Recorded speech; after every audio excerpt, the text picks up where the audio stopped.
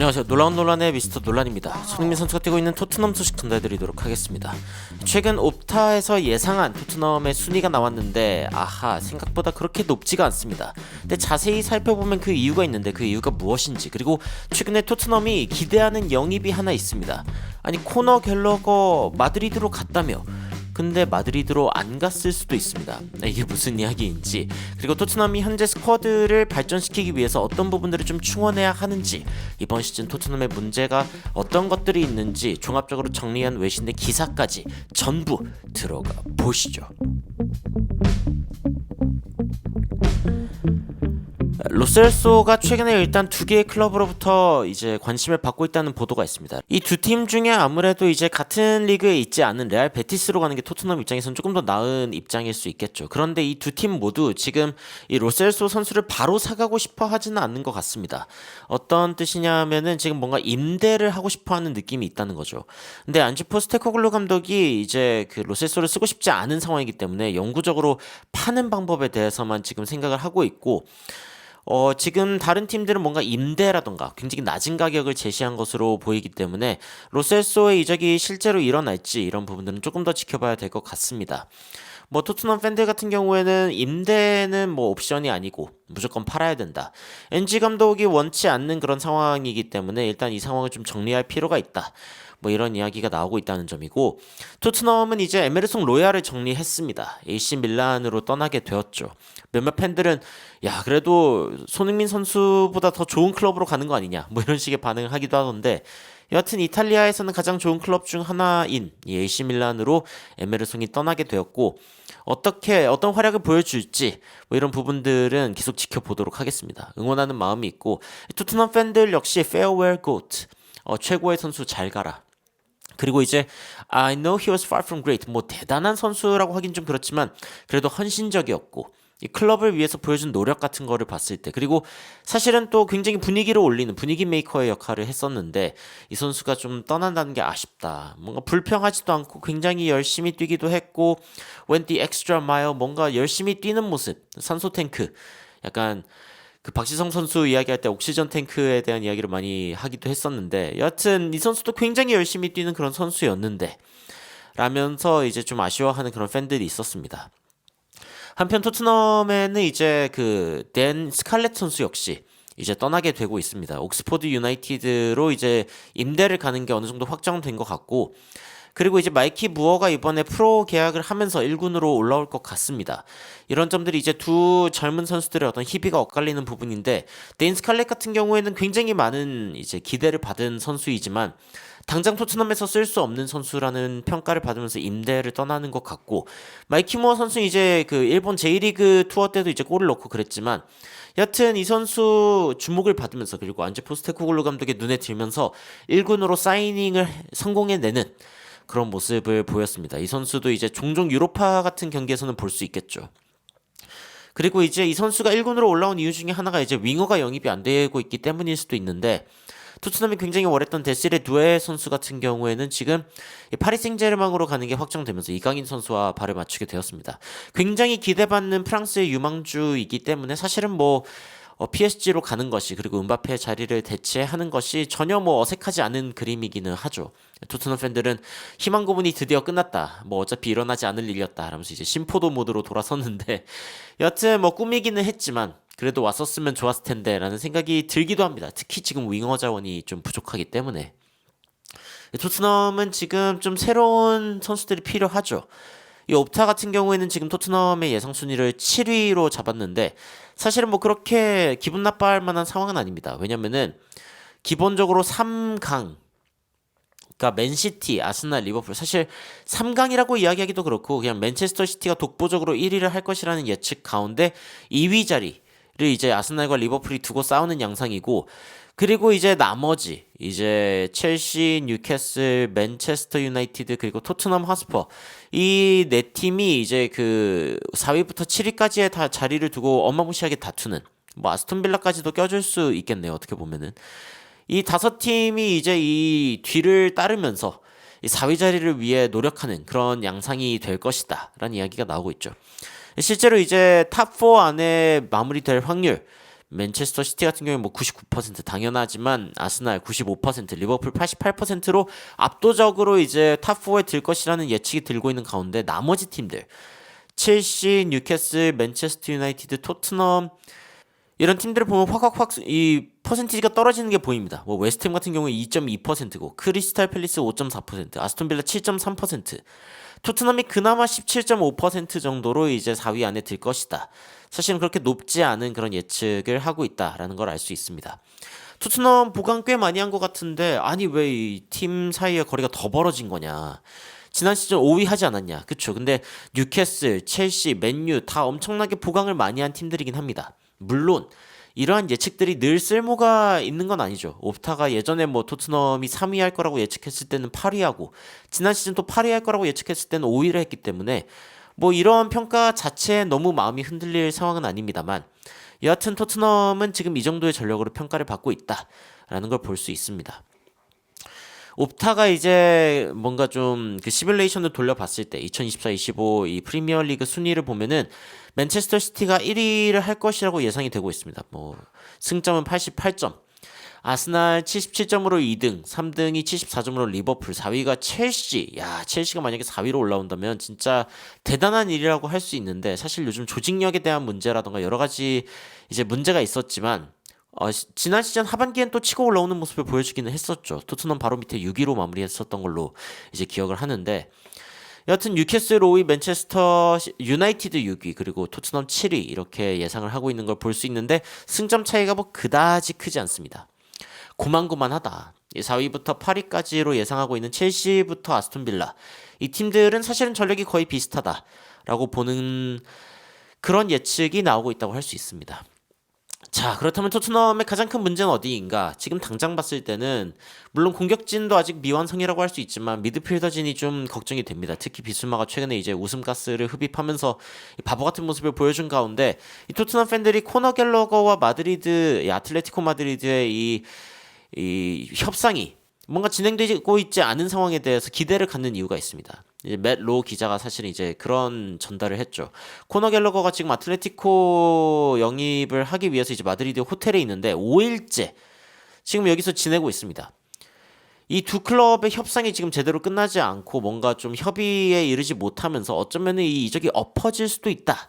라는 이야기가 나오고 있고 지금 첼시가 영입을 또 많이 한 상황이기 때문에 코너 갤러거의 영입이 그러니까 이적이 확실하게 마무리되지 않으면은 그러면 억지로 울면서 겨자 먹기라도 이제 토트넘에게 팔 수 있는 상황이 아닌가 뭐 이런 것들에 대해서 팬들이 지켜보고 있는 거죠. 근데 아틀레티코 같은 리그도 아니고 런던 라이벌도 아닌데 이 정도로 힘들어하고 있다면은 첼시랑 토트넘이 협상하면 얼마나 힘들겠냐 뭐 이런 이야기도 있지만 그래도 이제 그 첼시가 돈을 되게 많이 쓴 상황이고 더 돈을 쓰려고 하는 상황이기 때문에 어쩌면은 갤러거를 데려올 수도 있겠지만 사실 문제는 갤러거 본인이 이제 토트넘을 위해서 뛰고 싶어 하지 않는다는 거고 그렇다면 안제 포스테코글루 감독이 무리해서 이 선수를 사겠냐 뭐 이런 식의 이야기들이 나오고 있긴 합니다.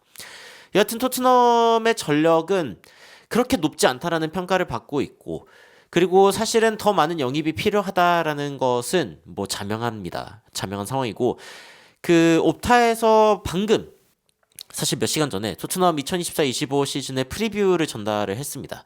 저는 이 기사가 굉장히 재밌었는데 이 기사를 좀 살펴보면서 그렇다면 토트넘은 어떤 부분에서 좀 발전해야 되는가 이런 부분들을 전체적으로 좀 살펴보도록 하겠습니다. 일단 첫 번째는 토트넘의 수비가 이번에 좀 실점을 덜 할 수 있을 것인가 이게 아무래도 좀 문제가 되겠죠.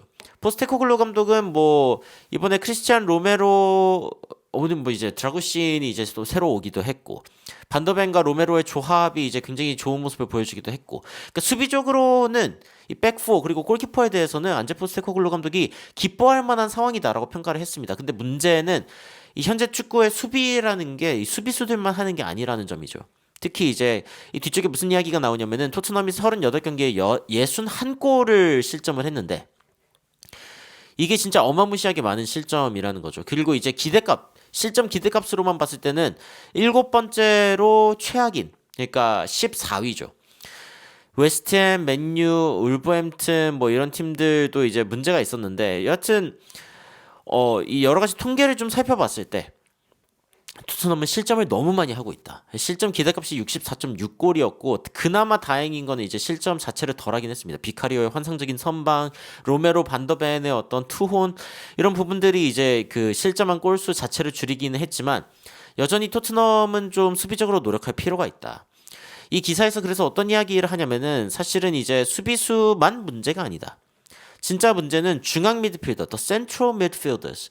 이 센터럴 미드필더, 중앙 미드필더들이 조금 더 이 수비수들을 잘 보호해 줘야 되는데, 그리고 이제 전방에 있는 선수들이 조금 더 압박을 열심히 해주면서 마치 손흥민 선수처럼 굉장히 부지런하게 압박을 해줘야만 상대방의 어떤 빠른 그 공수 전환을 막을 수가 있는데, 이런 점들이 뭔가 좀 제대로 안 되다 보니까 이제 실점을 많이 하는 거 아니냐, 뭐 이런 이야기들이 나오고 있습니다. 그래서 이번 시즌 실점을 줄일 수 있을 것인가, 이걸 좀 지켜봐야 되고, 두 번째, 솔랑케가 케인을 이제 대체할 수 있을 것인가. 사실 이제 둘 다 케가 들어가기 때문에 제가 또 손케 듀오 새롭게 나오는 거 아닌가 뭐 이런 이야기를 하기도 했지만, 일단 옵타에서는 no, 아니다. 얘가 해리 케인을 대체할 방법은 없다. 말도 안 된다. 사실 어떤 선수도 해리 케인을 대체할 수는 없다. 라고 이야기를 하면서, 그럼에도 불구하고 이제 도미닉 솔랑케가 할 수 있는 것이 있다. 그러니까 케인이 할 수 있는 걸 다 할 수 없다는 점이 굳이 문제가 되진 않는다. 솔랑케가 해야 되는 점은 사실은 골이다. 현재 토트넘에서 믿을 만한 골잡이는 손흥민 선수밖에 없고, 그리고 이번에 이제 17개의 프리미어리그 골을 이제 넣었단 말이죠. 히샬리송이 그나마 이제 11골을 넣기는 했고, 그런데 이제 이 히샬리송 같은 경우에는 기대값이 그렇게 높지가 않은 게, 지금까지 이 모든 시즌을 통틀어가지고 13골 이상을 넣은 적이 없습니다. 그래서 이제 토트넘이 솔랑케를 데려온 게 어쩌면은 이 히샬리송을 완벽하게 대체할 수 있는 자원이다라고 이제 보고 있다는 것이죠. 솔랑케의 장점 중에 하나가 이 파이널 서드에서의 움직임이거든요. 이 상대방이 공을 빼앗아가지고 이제 뭔가 전개를 하려고 할 때 다시 이 상대방의 수비 지역에서 빼앗아가지고 공격을 전개하는 그런 부분, 이 수비적으로 굉장히 좀 적극적인 모습을 보이는 선수이기 때문에 이 최전방에서의 압박을 도울 수 있는 선수다. 게다가 이제 솔랑케 같은 경우에는 조금 더 reliable한 골스코어, 그러니까 조금 더 믿을만한 득점원이다라고 이야기를 하고 있죠. 그러면서 손흥민 선수의 짐을 약간 좀 덜어줄 수 있을 것이다라고 이야기를 하고 있습니다. 그렇게만 된다면 얼마나 좋을까요? 압박도 잘하고 골도 그나마 좀 잘 넣고, 이런 점들을 봤을 때 케인과 손흥민 선수가 보여줬던 위력만큼은 아닐지라도 그래도 이 두 선수가 많은 골을 넣을 수 있을 것이다 라는 예측이 있습니다.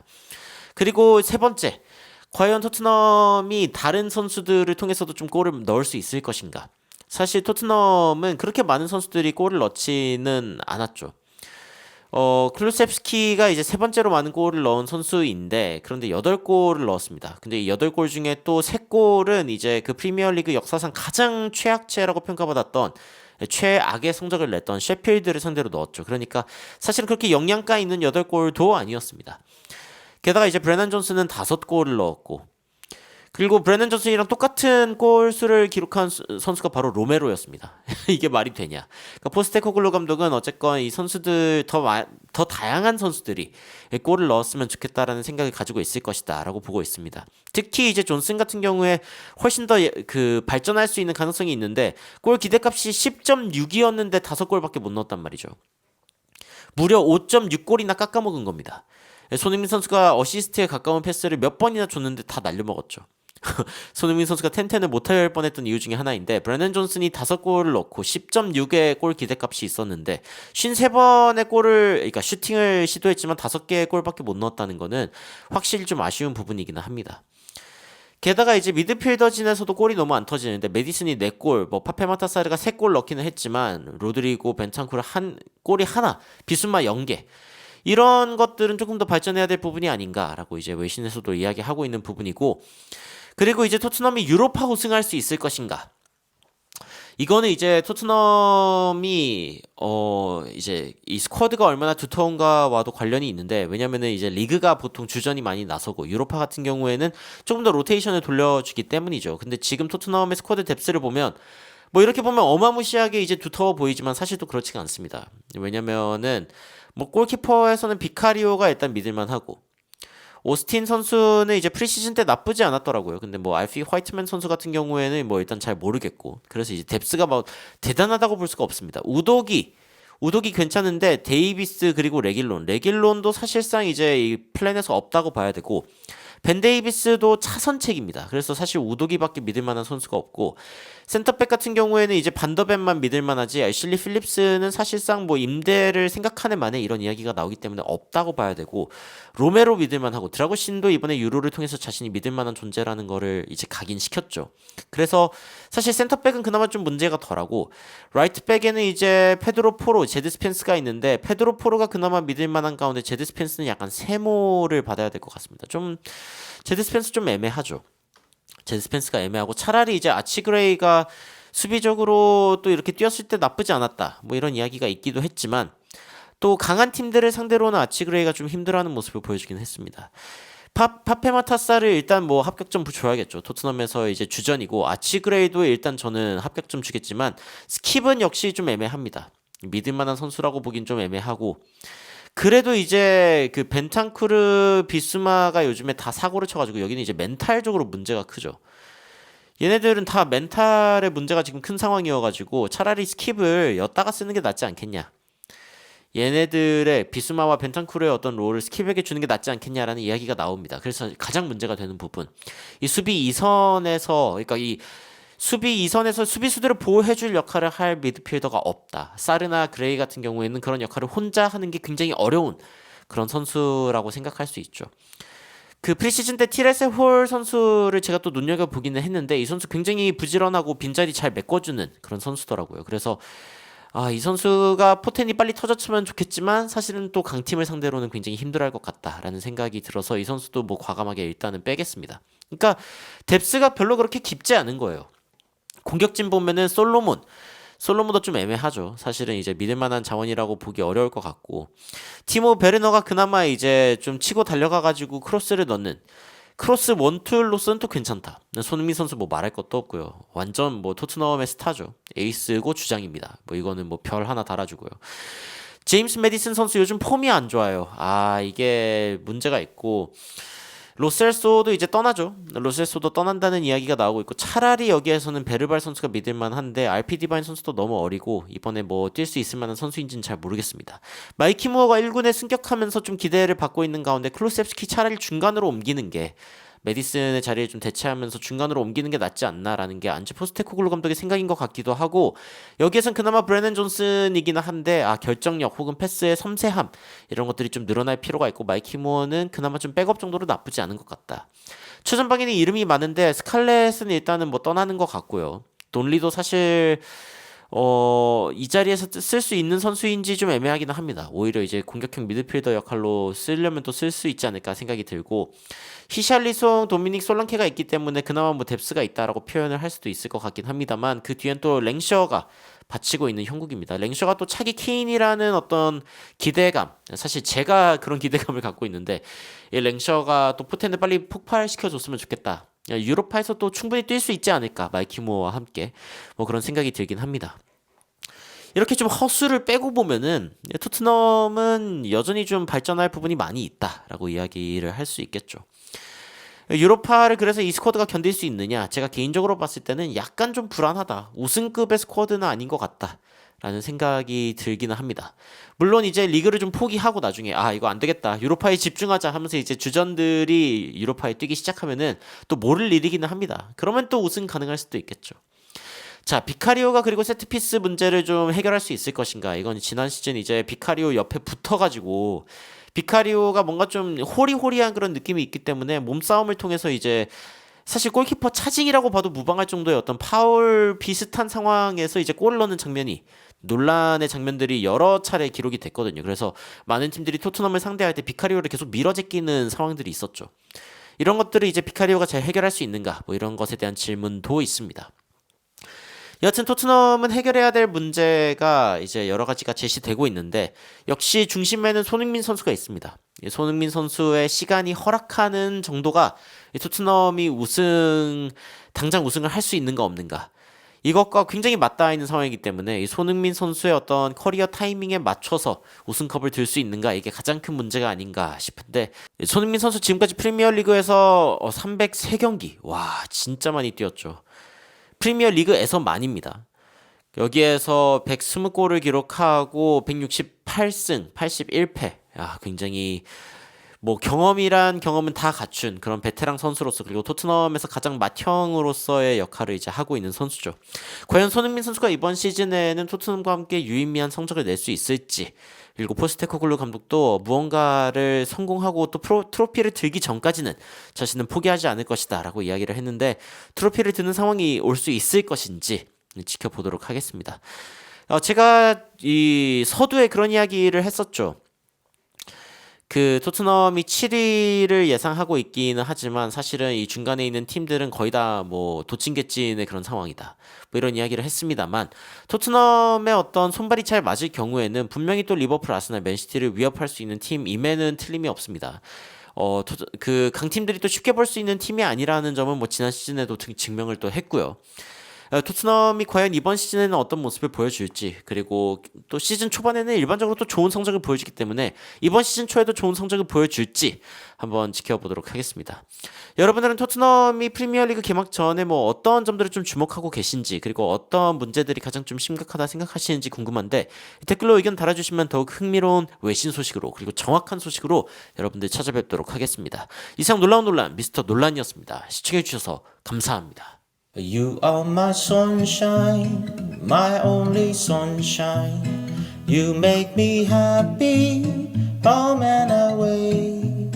And when it's pouring, you keep on scoring. So please don't take my sunny away.